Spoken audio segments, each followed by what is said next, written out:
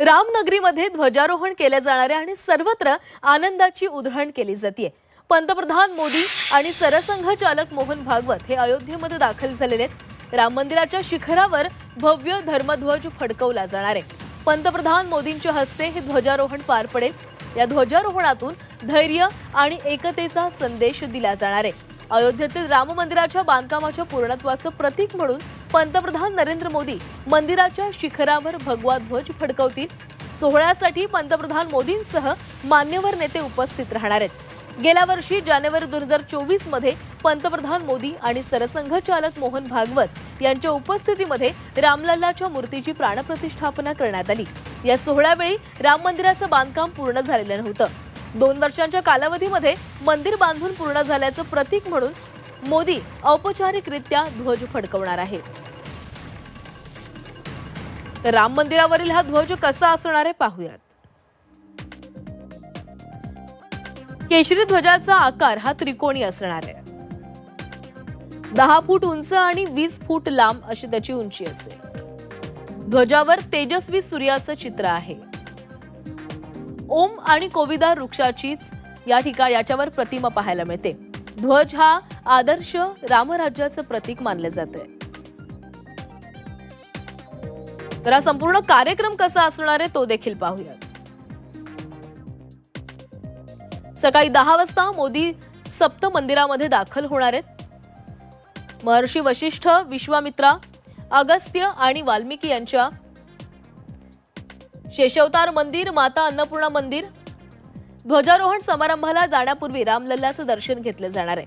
दुपारी 12 वाजता मंदिराच्या शिखरावर ध्वजारोहण पार पडेल।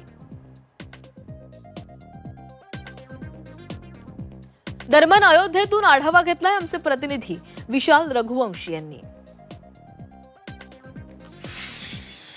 अयोध्या में आज भव्य ध्वजारोहण होना है और उसको लेकर तैयारियां पूरी हो चुकी हैं। प्रधानमंत्री नरेंद्र मोदी आज अयोध्या पहुंच रहे हैं। हम आपको तस्वीरें दिखाते हैं कि आप तस्वीरें देख सकते हैं कि आज अयोध्या में भव्य तैयारियां कर ली गई हैं। जो रामानंदाचार्य द्वार है उसको सजाया गया है। इसके साथ साथ तमाम जो राम मंदिर का पूरा परिसर है उसको सजा दिया गया है। अयोध्या में तमाम जगहों पर होर्डिंग बैनर लगाए गए हैं और सबसे खास बात है कि आज अयोध्या में तमाम जगहों पर जो है स्वागत होना है प्रधानमंत्री का। ऐसे में करीब 2 किलोमीटर का रोड शो होना है और आज की जो सुबह है वो बेहद खास है क्योंकि प्रधानमंत्री नरेंद्र मोदी 9:30 बजे अयोध्या पहुंचेंगे। मोहन भागवत भी कार्यक्रम में सम्मिलित होंगे, तमाम साधु संत सम्मिलित होंगे और आप तस्वीरें देख सकते हैं कि पूरे अयोध्या में इस वक्त भगवा जो झंडा है वो आपको दिखाई पड़ेगा और आज का जो दिन है वो बेहद खास है। और यही वजह है कि आज उत्तर प्रदेश के मुख्यमंत्री योगी आदित्यनाथ की मौजूदगी में,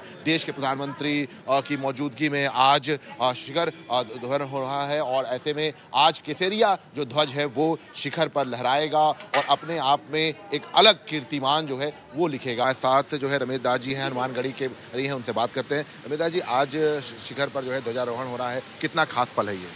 आज देश के प्रधानमंत्री नरेंद्र मोदी जी का आगमन है, उनका भव्य स्वागत है। अयोध्या में धर्माचार्य, राम भक्त, अयोध्या के देशवासियों, देश के जितने भी राम भक्त आए हुए हैं सभी मोदी जी के फूल वर्षा करेंगे, घड़ी घंटे बजाएंगे, आरती करेंगे और रामलला में जाके श्री राम जी का ध्वज फहराएंगे।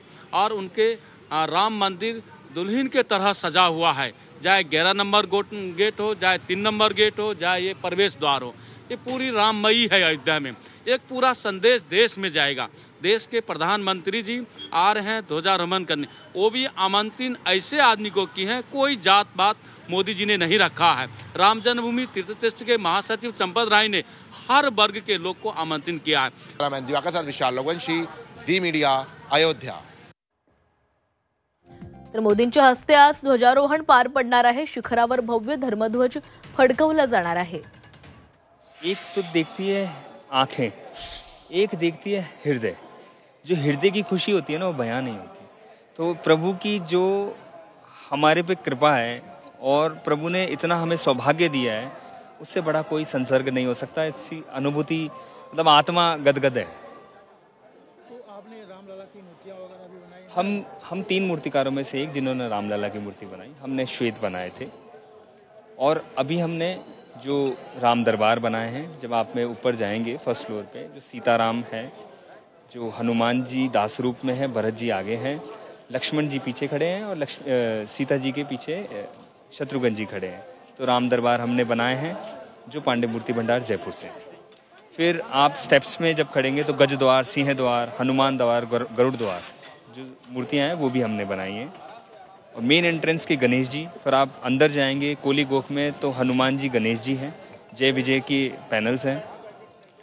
ऊपर जाएंगे तो राम दरबार के बाहर दंडधारी के पैनल्स हैं। फिर आप परकोटे में आ गए तो परकोटे में हनुमान जी, गणेश जी, सूर्य भगवान, अन्नपूर्णा माँ, दुर्गा माँ। फिर आप तर आज संपूर्ण अयोध्या नगरी ही सजलेली आहे। भाविक मोठ्या संख्येने या ठिकाणी आलेले आहेत। राम मंदिराचं संपूर्ण बांधकाम पूर्ण झाल्याचं प्रतीक म्हणून आज ध्वजारोहण केले जाणार आहे आणि पंतप्रधान नरेंद्र मोदी यांच्या हस्ते हे ध्वजारोहण पार पडेल। दरम्यान या सोहळ्याबाबत भाजप प्रवक्ते केशव उपाध्ये यांनी काय ट्विट करून उद्धव ठाकरेंवर टीका केली आहे पाहूया।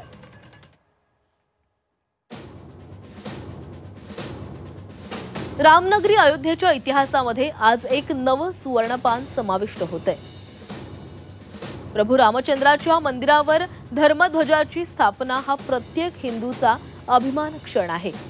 कारण अयोध्येतील राम मंदिर म्हणजे केवळ एक मंदिर नाही, ते आहे या देशाच्या हिंदू संस्कृतीचं प्रतिबिंब, हिंदूंच्या हजारो वर्षांच्या संघर्षाचं प्रतीक।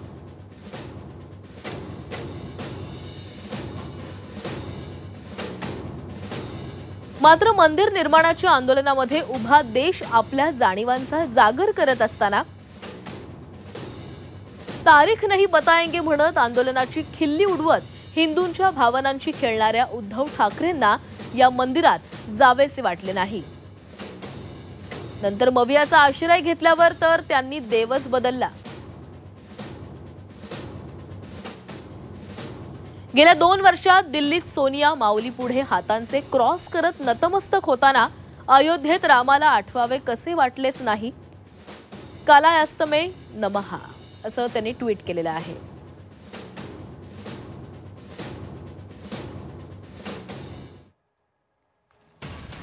तर मंदिर बांधून पूर्ण झाल्याचं प्रतीक म्हणून आज ध्वजारोहण केले जाणार आहे आणि याच ध्वजारोहण सोहळ्यावरून केशव उपाध्ये यांनी ट्विट करत उद्धव ठाकरे यांच्यावर निशाणा साधलेला आहे।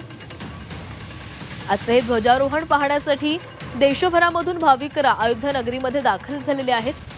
आज पंतप्रधान नरेंद्र मोदी आणि सरसंघचालक मोहन भागवत यांच्या हस्ते हे ध्वजारोहण केले जाणार आहे। या सोहळ्याची अयोध्येमध्ये जय्यत तयारी झालेली आहे। या सोहळ्याला सरसंघचालक मोहन भागवतांसह देशभरातील अनेक मान्यवर हे उपस्थित राहणार आहेत।